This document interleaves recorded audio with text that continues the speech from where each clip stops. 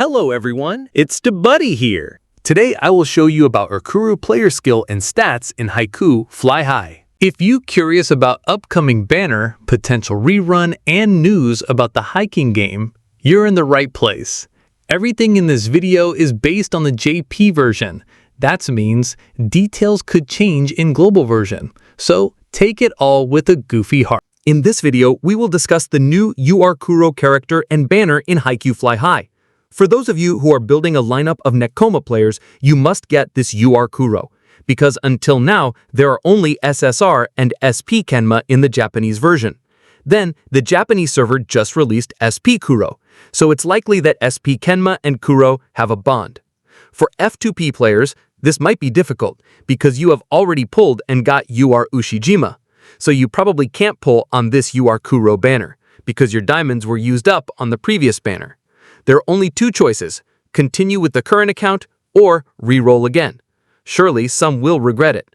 But if you play this game casually, don't worry, because there will be a banner rerun in Fly High. In the Japanese version, there will be banner reruns for SSR and banners, but I don't know about SP yet. So if you can't pull for the Kuroo player now, we can pull again later when the rerun banner appears. At least you can save up diamonds and red tickets for the upcoming banner. As for me, I will definitely skip Kuroo and Kageyama because I will focus on Oikawa or the Miya brothers. For this Kuroo's bond, with SSR Kenma, he has a quick attack. The rest with other players are just stats. So you can pull for SSR Kenma later if you are not too focused on player bonds. You can look for players who can increase block stats or other stats so that there are additional stats for Kuroo. Or you can try to get skill potential and memory cards for this Kuroo. For this Kuroo, the stats are as follows: serve 123, spike 133, set 116, receive 119, block 140, and cover 113.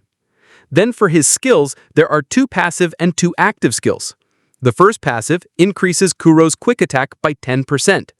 When on the court, block and quick attack increase by 5% every time the ball crosses the net, with a maximum of 5 stacks and a total buff of 25%. The second passive increases Kuroo's block by 14%.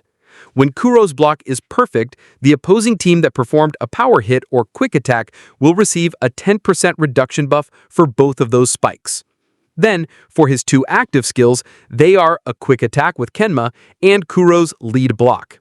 If there is a buff on the opposing player who performs a power hit or quick attack, Kuroo's block increases by 20%. In short, that's roughly it for the skills possessed by this Kuroo. You could say it's good for blocking. It also provides a buff if the result of Kuroo's block is perfect.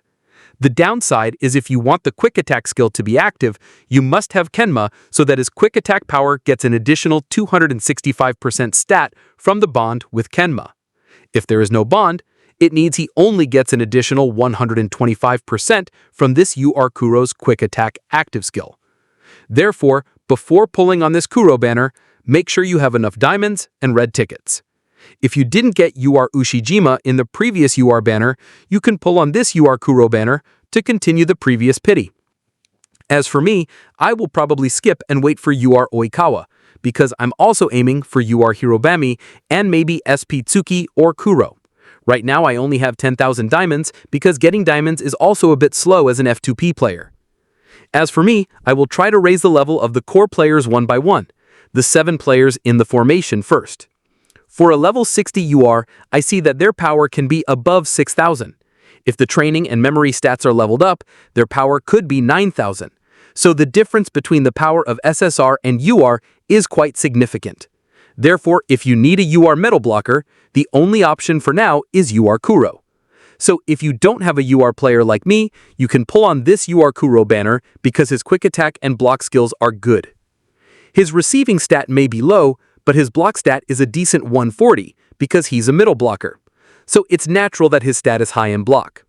Then, for combos, it might be best with a full Nekoma lineup. If the team composition is mixed, you might be able to find SSR or players who provide additional stats to middle blockers like Kuroo. In this game, player stamina runs out quickly. If possible, find players who also provide a stamina buff, But if not, you can just buff the core players. Basically, all players are good, but if we follow the tier list, it's endless. It's much better to pull for your favorite characters so you don't regret it, of course. Moreover, re-rolling takes too long and the chance of getting a UR player is very small. Perhaps that's all for this video. If you have any questions, please leave them in the comment section. You can also join the Discord group or see tutorials on the DeBuDDi.github.io website. Thank you. See you in the next video. See you again. Por ver, nos vemos en los próximos vídeos. No olvides los subs, dale me gusta y deja un comentario.